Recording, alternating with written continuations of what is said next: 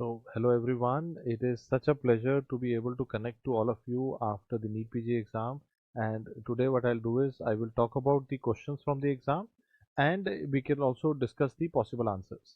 And I'm very happy with the response that you all have given me, all the love that I've received after the exam. I'm very grateful that you gave me a chance to be a part of your journey, and you also helped me to revalidate the idea that if we teach deeply conceptually, try to understand everything, we are able to give you a lot of strike rate even beyond our subject also. So the good thing was that in radiology we also had the questions which were very integrated this time. We had a lot of you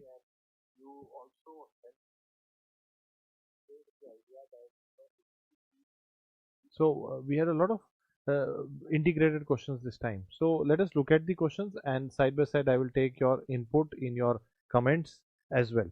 So let's see the first question. So before we see the question, I saw some students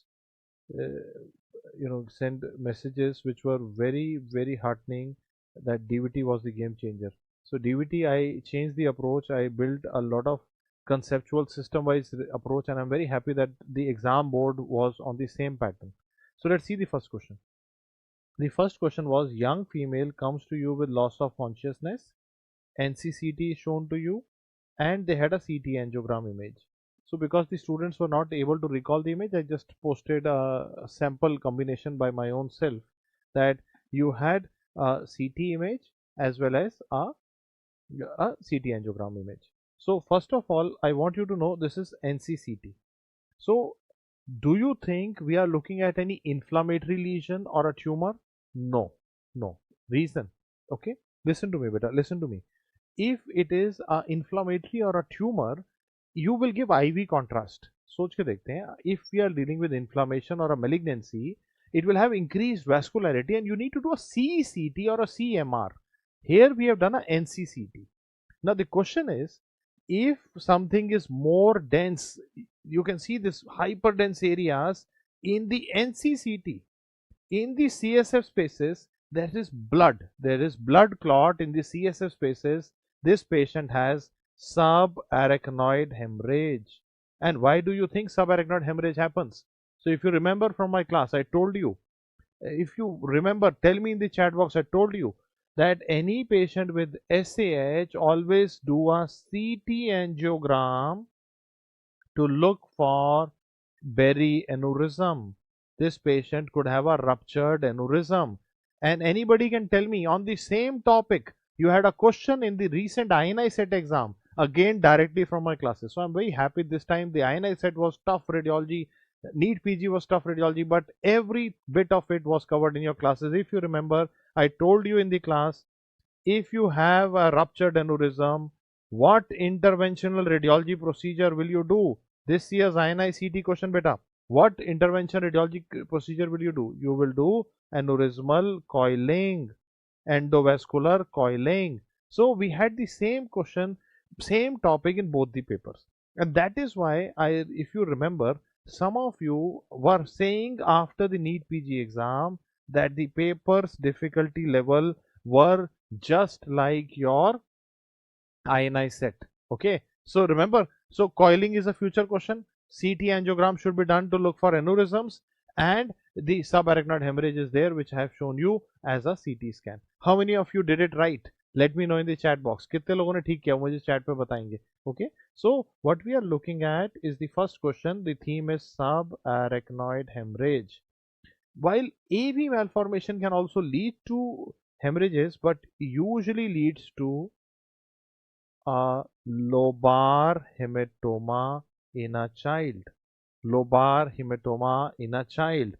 Extradural hemorrhage will be biconvex bleed after a road traffic accident. A biconvex bleed after a road traffic accident, think of EDH.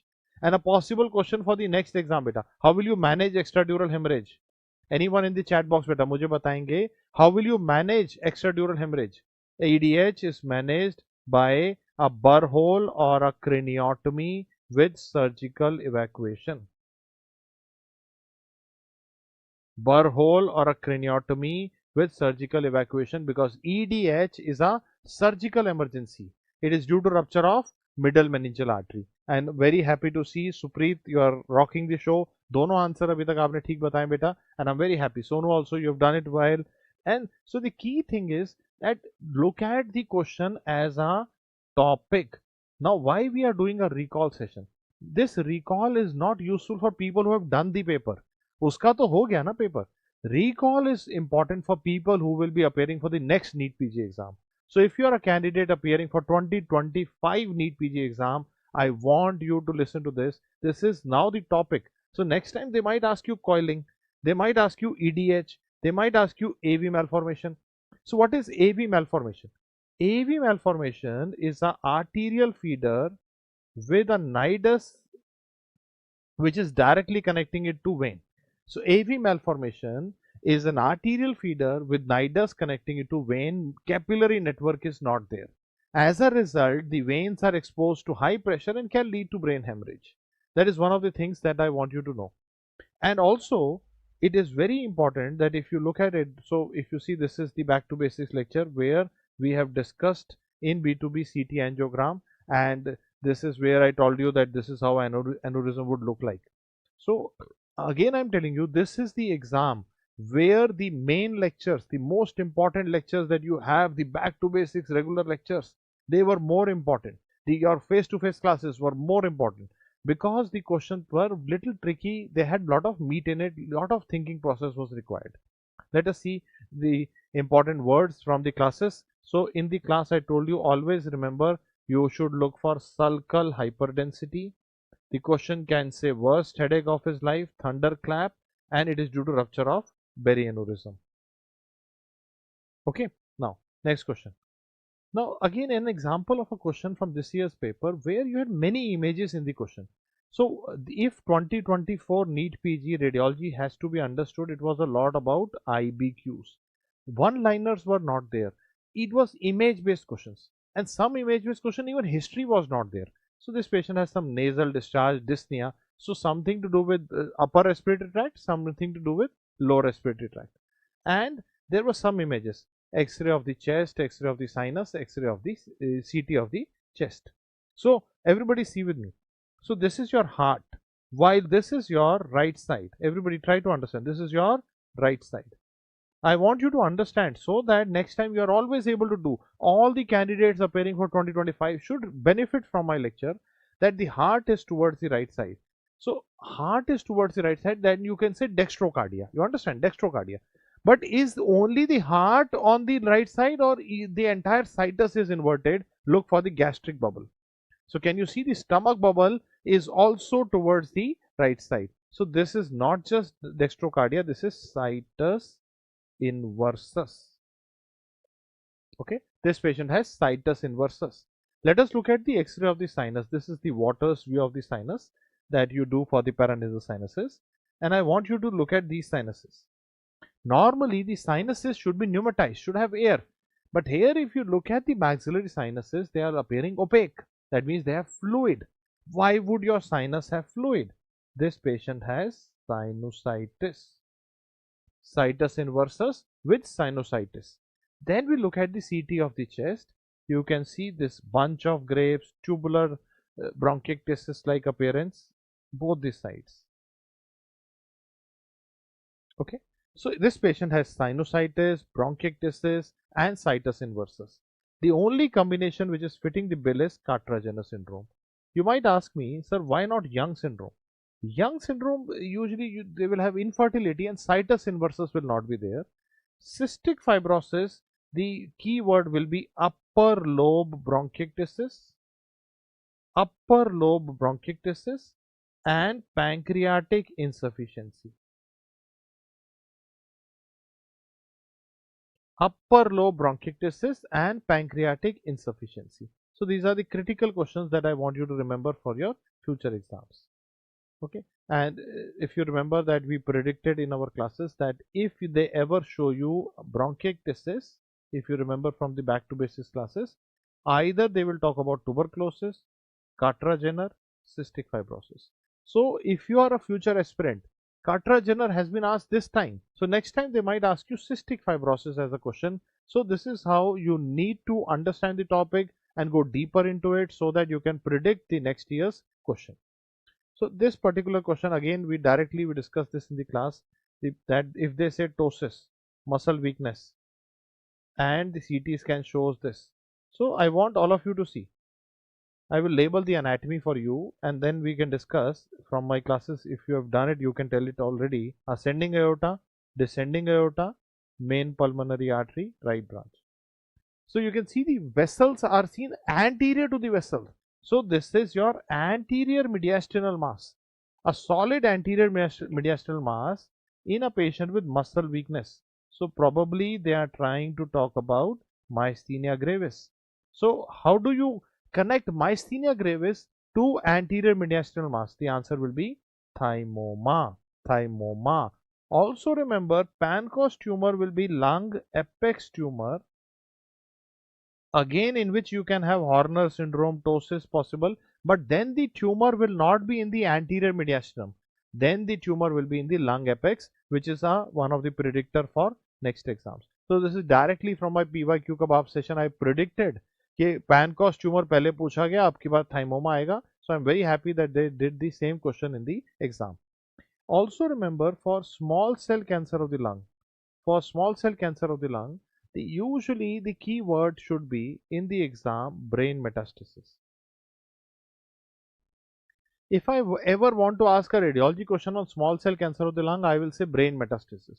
So my question to all of you is, which type of lung cancer do you need a MRI brain definitely in staging? The answer is small cell cancer. Why? Because small cell cancer is very high propensity for brain metastasis. You even do prophylactic cranial radiation.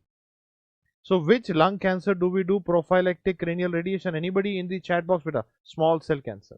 अच्छा एक ये बताना बेटा, which lung cancer shows cavitation? ये बता के बेटा एकदम से चैट बॉक्स में मुझे बताना है. Which lung cancer shows cavitation? Hypercalcemia, cavitation. These are very typical of, anybody in the chat box बेटा बताओ, squamous cell cancer. Cavitating mass was seen in squamous cell cancer. Okay, very possible questions for future exams. And so for those of you who are doubting, and you can see many people have been confusing students with substandard teaching. So at least now you know that why we were explaining to you the concepts in the class, because you see the same image from the class. Thymoma, the typical keywords are written in front of you: ptosis, myasthenia gravis, from my back to basic, from my PYQ kebab session. So I hope you were happy with the discussions that we have done and the quality concepts that we have made. I am again very, very grateful to each of you for the response and the love that you have given me after the exams.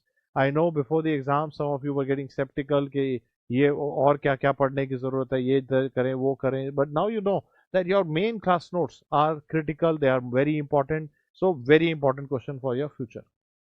Another question that I told you in my class, every time I told you that whenever they say a child or an infant, this 6 weeks infant with ultrasound and some GI problem, always think of a condition. Ultrasound is considered the investigation of choice for CHPS. Ultrasound is considered the investigation of choice for CHPS. So this patient has recurrent vomiting, projectile, non-bilious. X-ray will show you single bubble appearance,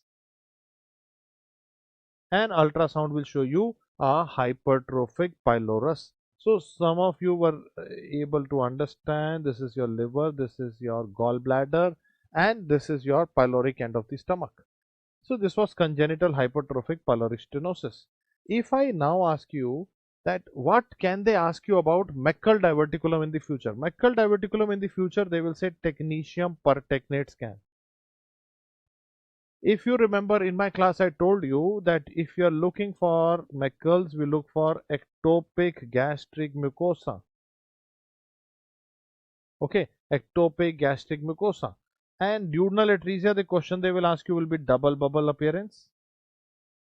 Okay, and we predicted this for, remember in this recent FMGE exam, they had a triple bubble, that was jejunal atresia. Annular pancreas is also one of the causes of double bubble appearance. And if you remember, this is what we discussed in the class.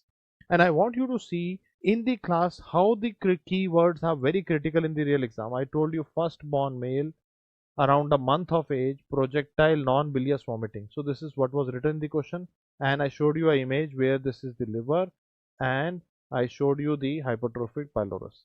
So almost similar image, almost the same concept, almost the same words written in the exam, and I'm happy that many of you were able to do it directly from your class notes in the real exam. So this is congenital hypertrophic pyloric stenosis. Again, I am reminding you that for the future aspirants, do not underestimate the level of NEET PG.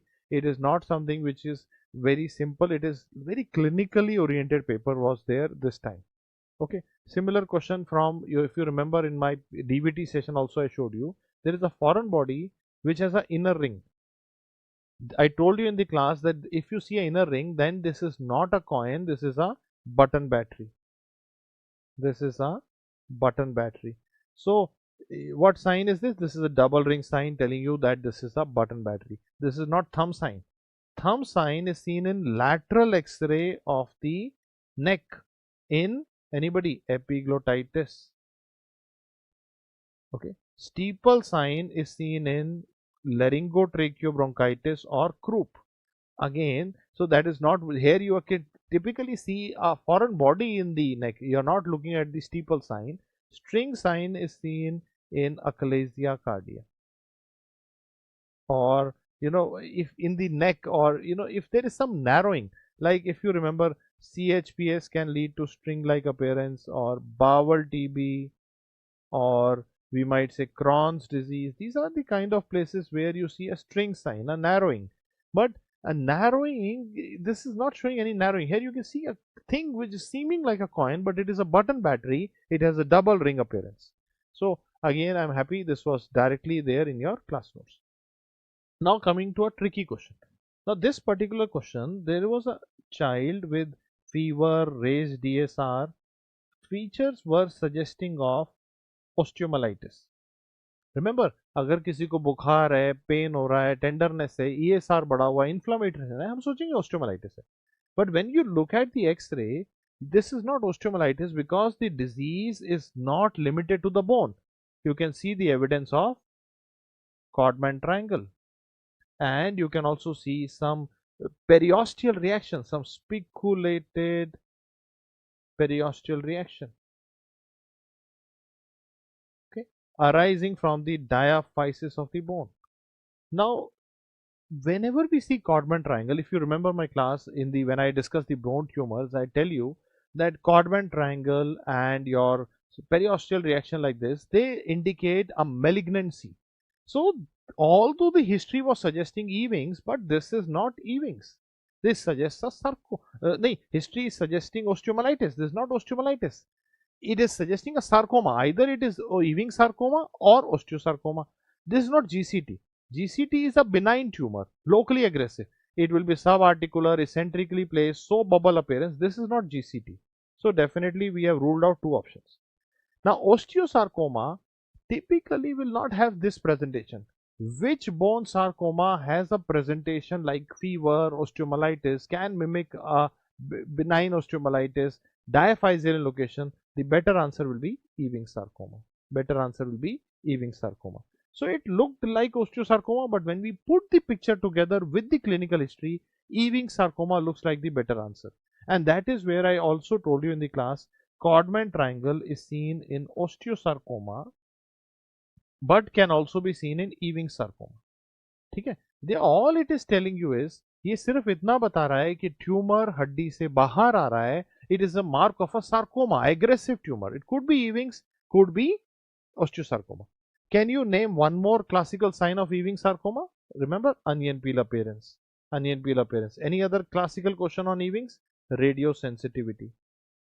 Okay, so you know that these are some critical questions from the exams. Very, very critical. This was, I felt this was more conceptual than they have asked in the past. पहले तो खाली सनरे दिखाते थे, बोलते थे ओस्टियोसार्कोमा खत्म.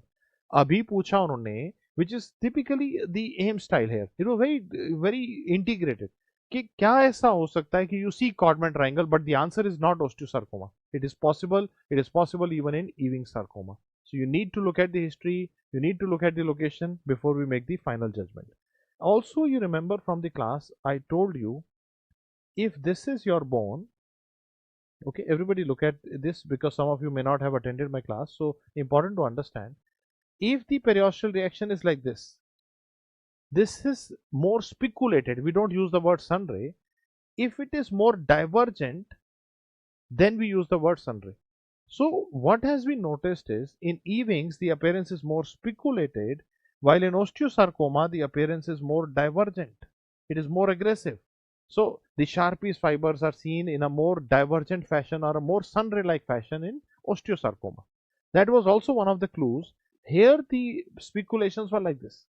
They were perpendicular to the bone, they were not diverging, and this is directly mentioned in your class notes. So once you go back to your class notes, you go back to your back to basics, ultimate live class, you will see it is all at length discussed in your classes. This patient had chest pain, hoarseness of voice, and this is your ascending aorta, arch of aorta, descending aorta. Okay, where was the problem? This was the problem located. Now, is this aortic dissection? No. Aortic dissection, if you remember from the classes, it should show you double lumen, a true lumen and a false lumen. Here we see dilatation. So this does not look like a dissecting aneurysm. Is this a narrowing? No. This is, if we had a focal narrowing just distal to the origin of left subclavian, then we would think coarctation. This is not coarctation or stenosis. There is no narrowing. This is a saccular aortic aneurysm. So these were the choices in the paper, and this is the image, approximately the image that was there in the class. Okay, now this is again, so out of the questions which were tough, I felt, which required your thinking process, this was one of them. This has infant had history of recurrent respiratory infection, respiratory distress. Okay, so I want you all to see the side, which is side is very important. This is right, this is right side. Okay, this is your right side. Now my question to all of you is, please look at the X-ray and the CT and on the right side. Now congenital diaphragmatic hernia is also called as the congenital diaphragmatic hernia of Bogdalek. Through the Bogdalek foramen, it goes on the left side. It is mostly seen on the left side. You will see the bowel loops going on to the left side, cystic lucencies on the left side, pushing the heart to the other side, and then we think of diaphragmatic hernia. Here, one of the first clue I want you to see, the problem is right-sided. It is not left-sided. And you see the diaphragm here. You don't see, there is nothing like continuing bowel loops going from the abdomen to the thorax. You don't see that. The problem is, here you see more dark area with more cystic lucencies on the CT scan. Okay, this is not a congenital diaphragmatic hernia. When we look at the ultrasound image, you see these cystic spaces. The lung seems to have multiple cystic spaces. Now when I look at the choices, now when you look at this, and we know this is a newborn or a infant with respiratory illness with multiple cystic lucencies in the right side, we think of congenital pulmonary adenomatoid malformation.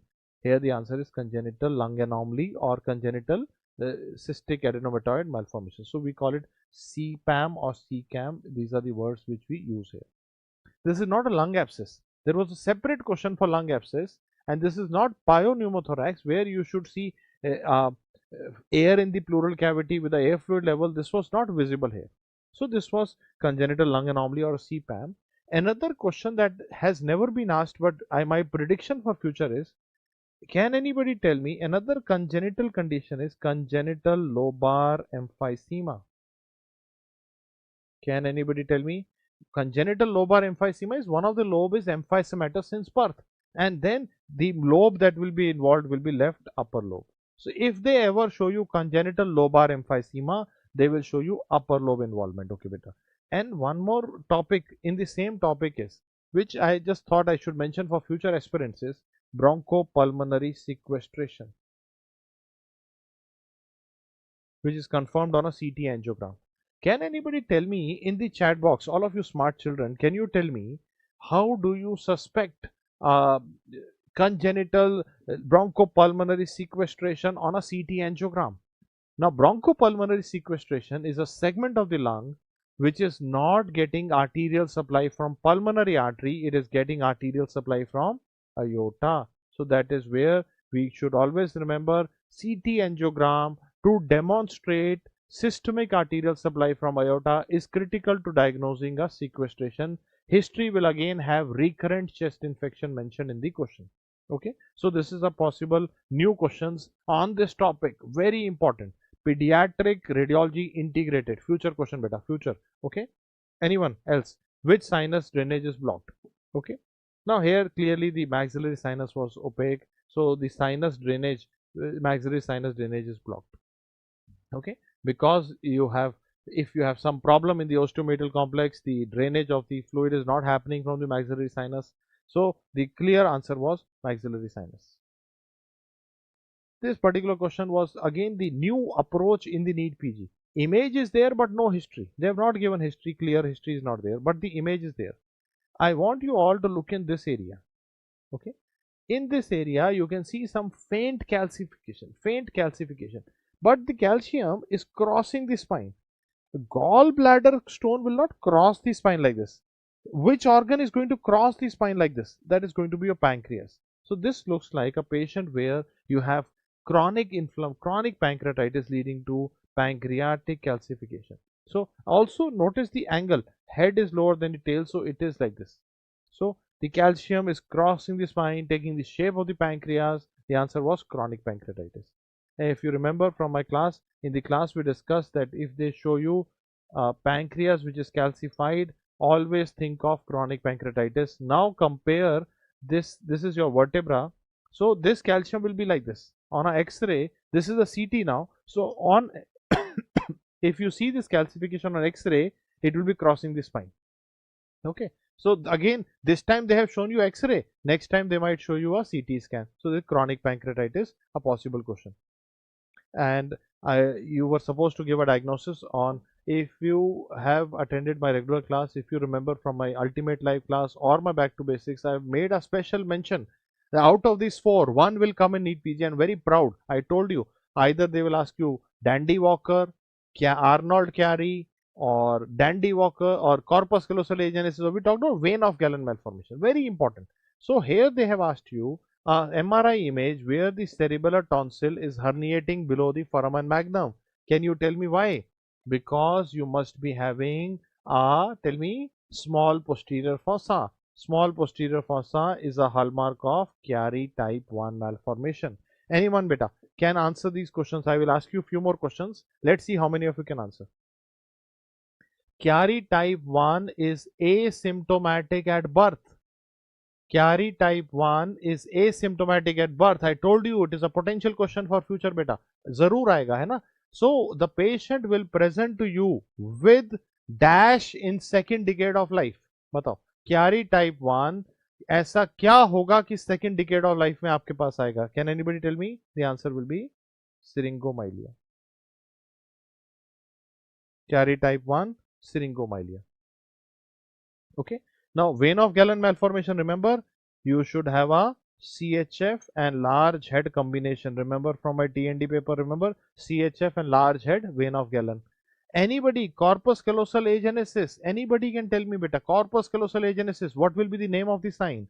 The name of the sign in corpus callosal agenesis will be racing car appearance. Just before the NEET PG, if you remember in our Telegram channel, we had a discussion on it. Racing car appearance, think of corpus callosal agenesis. Posterior fossa cyst, enlarged posterior fossa with posterior fossa cyst, Dandy Walker malformation. Dandy Walker malformation. Okay.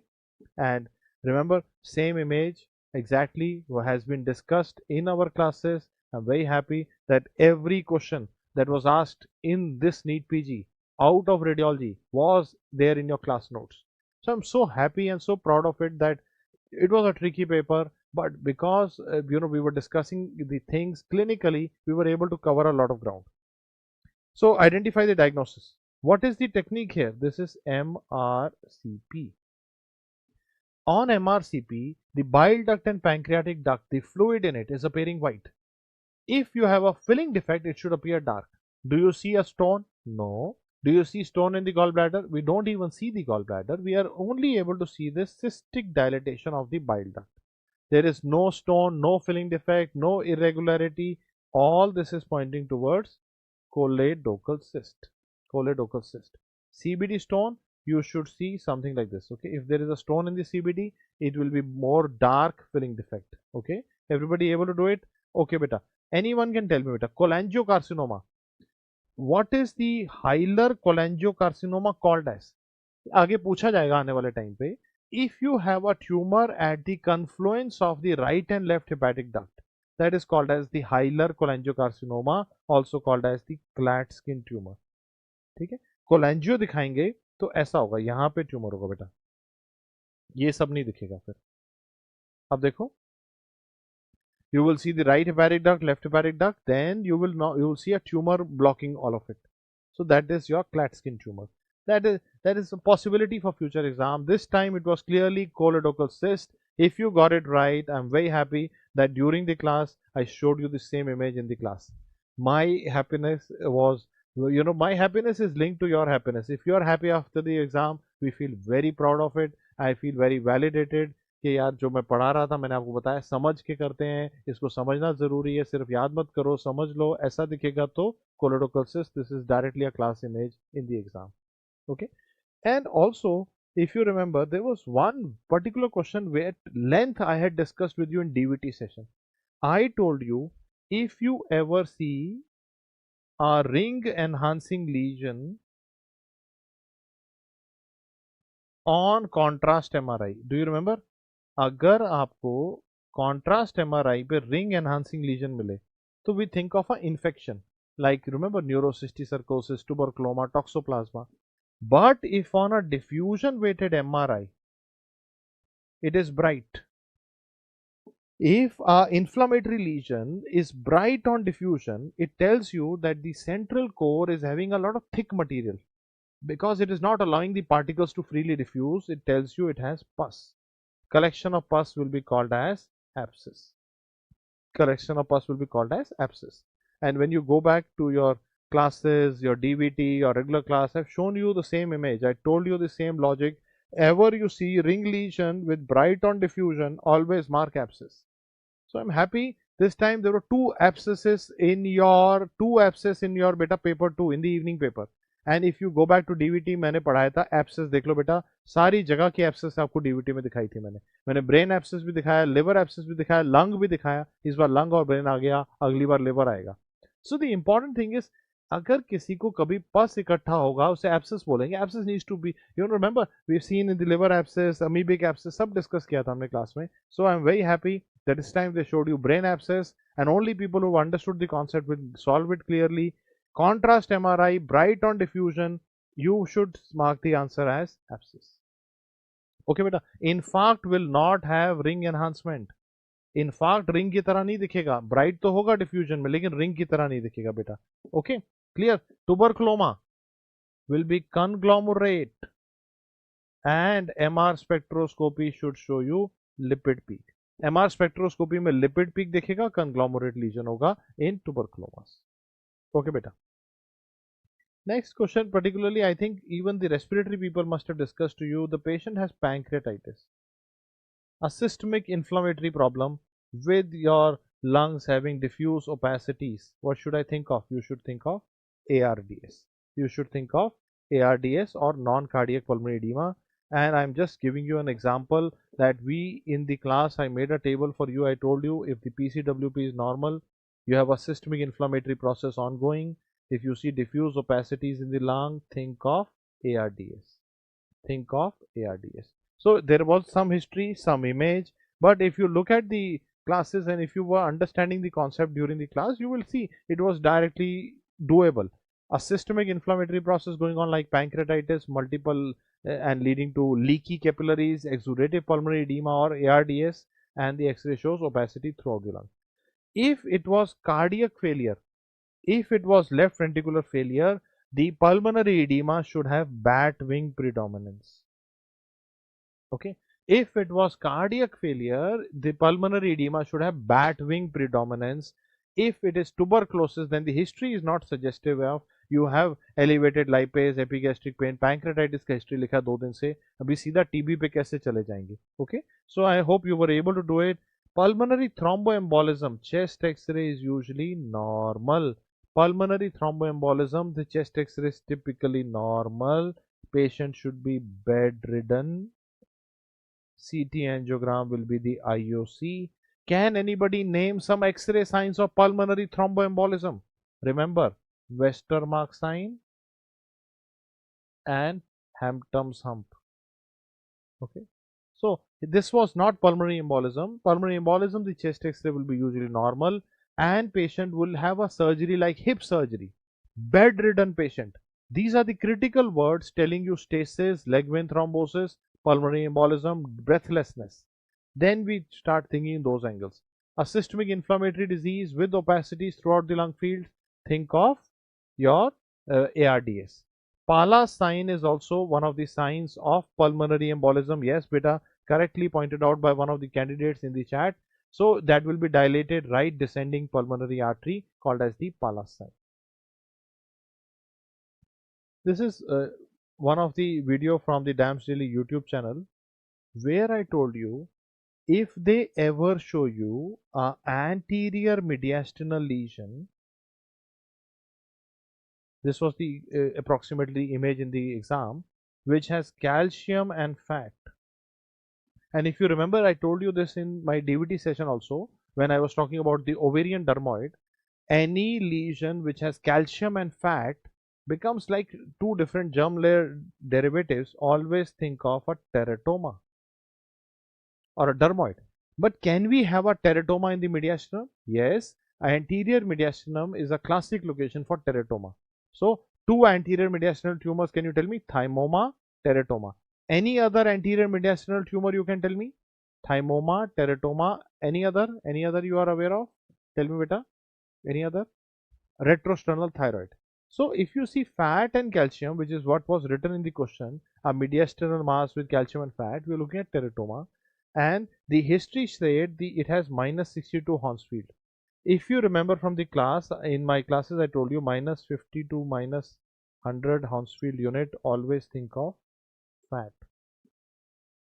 Okay, so hydrated will be in the usually seen in the lungs, but it will not be calcified and it will show you water lily sign, not like fat in the hydrated. A thrombosed aneurysm will not have fat, and a thymoma you should have history of myasthenia gravis. You will not have fat, you will not have calcium. So there the clear answer was a teratoma, a mediastinal mass with calcium. Lymphoma is also one of the differentials of our anterior mediastinal mass. So what we say is we use a mnemonic called as 4 T's. Anterior mediastinum, we use a mnemonic called as 4 T's. Okay, normally I don't tell mnemonics, I don't like them, but just to give you an idea, teratoma, thymoma, thyroid, terrible lymphoma. So we don't say because lymphoma is a terrible lymphoma. So T's. So always think of this. This particular paper had 2 images. In paper 1, there was myasthenia gravis with thymoma. Paper 2, anterior mediastinal mass with calcium and fat, teratoma. The combining logic between the two was anterior mediastinal masses. Anterior mediastinal masses. Okay. Are you clear, beta? Okay. Next image, this was the image in the exam. Patient had high grade fever, foul smelling sputum, and this was the image. I want you to see there are thick walls to the image. Look at the walls, beta. The lesion is more rounded, more inflammatory with thick walls. My question to all of you is it a pneumatocoel? No, why not? Pneumatocoel will be thin walled. This is thick walled with air fluid level. That means it has liquid inside. Inflammation with liquid will mean pus. So the answer was lung abscess. Why not pneumatocoel? Pneumatocoel will be thin walled. Thin walled cystic lesion seen in staph pneumonia, seen in pneumocystis pneumonia, TB. TB will show cavitation in the secondary TB, but here we see the air fluid level, and also TB, the cavity is again, you should in secondary TB you have that upper lobe or apical predominance. Here the problem was more in the lower part of the lung. Carcinoma in the lung can present as a cavity. Remember, thick walled, irregular cavity. We can think of a carcinoma like squamous, but then here we clearly had a air fluid level. The history was short with fever, foul smelling fluid, sputum. All of this was pointing towards lung abscess. There was no doubt in the paper. The answer was lung abscess. And when we look at the image, a similar discussion we had done in the class where we had discussed that if you see a air fluid level, a thick walled lesion, think of lung abscess. The only difference was the location in the paper. One of the students is saying one of the choices in the paper was empyema. It is possible to have such a confusion in the paper. Empyema can also have a similar appearance. There is no doubt on that. But then, the image that we have is more rounded. Can you see it here? And it seems to make an acute angle with the chest wall. If it is a pleural problem, it will not make an acute angle. It will have a more obtuse angle. Okay. Now, next image. This is again an image where abdominal mass was there, no history was given, and such an image was there. Now, many students got confused. Am I looking at a autosomal dominant polycystic kidney disease? No, why not? Polycystic kidney disease usually bilateral. You can see one kidney is totally normal. Okay. Secondly, in the medial part, you see a grossly dilated thing. This must be the renal pelvis. And then you see three more areas. This must be the calyces. So the calyces are dilated and the pelvis is also dilated. But what is dilated more? Pelvis is dilated more, disproportionate to the calyces. That means you have a patient with PUJ obstruction. This was a patient with pelvic-ureteric junction obstruction. Okay. Some people got it wrong, but this is the classic appearance of PUJ. Always see, if you think these are multiple cysts, but the larger one is present medially, always keep in mind it could be the pelvis which is dilated. You're not looking at a cyst, you're looking at a dilated pelvis. Okay. Now, next image, I think this is the image in the paper where you could see barium in the upper esophagus. Barium in the upper esophagus was shown to you. Now, the question is, this how we do this is we give the patient barium, he swallows, and with fluoroscopy we see how the barium is going. So fluoroscopy is also correct, barium swallow is also correct here. And if this was the image, the single best answer should be a barium swallow. We are looking at a barium image. The contrast that has been used is barium. If in future, mark my words for future aspirants, come back to this video, if they show you a video here of, and this is there in the recent edition of the Back to Basics, I have updated some video based questions also in the latest edition of DAMS Back to Basics. Please see them. You will see एक video दिखाया मैंने barium का swallow का, उसको video fluoroscopy कहते हैं, जो हम swallowing disorder के लिए करते हैं. But then they should have shown a video kind of an image. So both are correct. I understand this is done with fluoroscopy, but you have given barium. I have to pick one answer. I would mark the answer better as a barium swallow. And the final question here is, patient had a backache, a CT image was shown. You can see the L5, S1, anterior slipping of the vertebra. One vertebra has slipped over the another. This is called as spondylolisthesis. If you remember from my classes or my test and discussion paper discussion, I told you a sign. Anybody can tell me. Spondylolisthesis, beheaded Scotty dog appearance. Beheaded Scotty dog appearance. And the AP view appearance, if you remember anybody, inverted Napoleon hat sign. Inverted Napoleon hat sign. So these are the questions that I wanted you to keep in mind for future aspirants, and happy that both in paper 1 and paper 2 there was a lot of radiology, lot of image based question. Almost everything was directly covered in your classes or your DVT or in your test papers. And I also want you to know that this paper, if I ask you the difficulty level, it was moderate.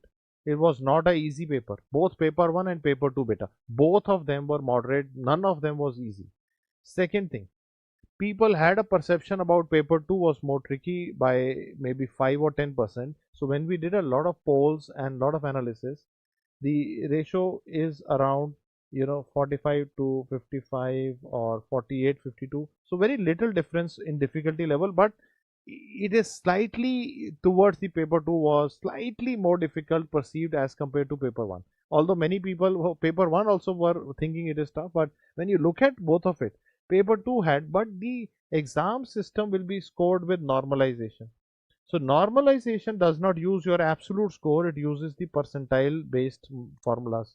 So at that time, if you have done fairly okay in a tough paper, automatically percentile would still remain better. So I hope and I wish and I pray that they do a normalization with the method that they have proposed in the NBE, prospectus, and I hope and pray that it helps, equate the model as they have said. They will use the percentile. So then it should negate the difficulty. Slight difference here should be negated. The third thing I noticed was PSM, OBS and Gynae, Radiology. A lot of questions were there in these three subjects, and I'm happy each one of them was covered in our back to basics. Every question of OBS and Gynae, PSM, Radiology was done from the class notes. I'm very happy that we have, as an institute, DAMS has the highest strike rate in this year's NEET PG exam. There will be people, who will say a lot of things after the exam, but they did not say all this before the exam. The important thing is you have to teach the students before the exam what are the possibilities, how to think on the day of the exam. If you don't tell them and later on you say, okay, I not told, is not right.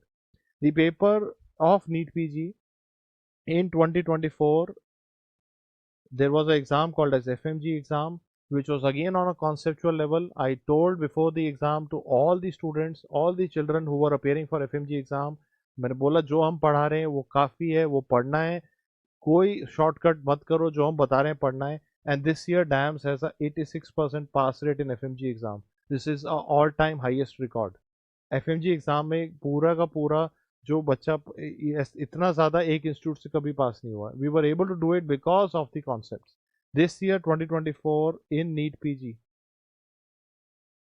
okay, we have a more difficult paper and a two set exam paper, which is very different from the previous papers. PYQ were not useful, images were plenty in the paper, and I'm happy that we were able to give a similar high strike rate. I am praying for a great result for all of you, and I wish you all the best. And before I go, I wanted to spend some time today to talk about an incident that has recently happened in Kolkata. And I'm sure you are all aware of the Kolkata horror. And I am here to request, and I am here to, actually, I'm here with a lot of anger. I want to tell to the authorities that you need to take the security issues, especially of the lady doctors, very seriously. The women in our hospitals need to feel safe when they go to the hospital. Their families need to stay safe. उनके भाई, उनके पापा, सबको safe feel होना चाहिए कि यार हमारी बच्ची हॉस्पिटल गई है तो वो सेफ होनी चाहिए. And I again would say we are all doing things that we are doing our work, we are teaching, taking classes, but the back of our mind we are always, we have the the brave lady in our mind, we have the situation in our mind, and I pray and I wish that India becomes a safer country and the hospitals become safer for our lady doctors. The doctors deserve security, doctors deserve duty rooms. There are so many things that can be said, so I will end this lecture today on this note with 2 minutes with silent prayer for the lady we lost because of the unfortunate situation. It should not come for any family. So with a silent prayer and a request and एक गुस्सा मेरा या मेरी request सभी authorities के लिए कि this is not acceptable. This is not acceptable for future. The doctors need to feel safe. They cannot work in an environment like this.